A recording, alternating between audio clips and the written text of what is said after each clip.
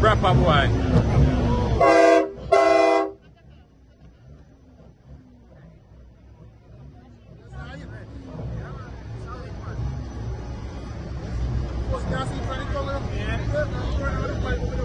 Nice man.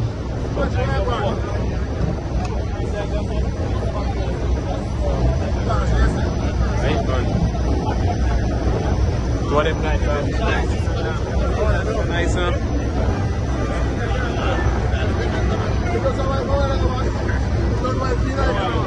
Nice.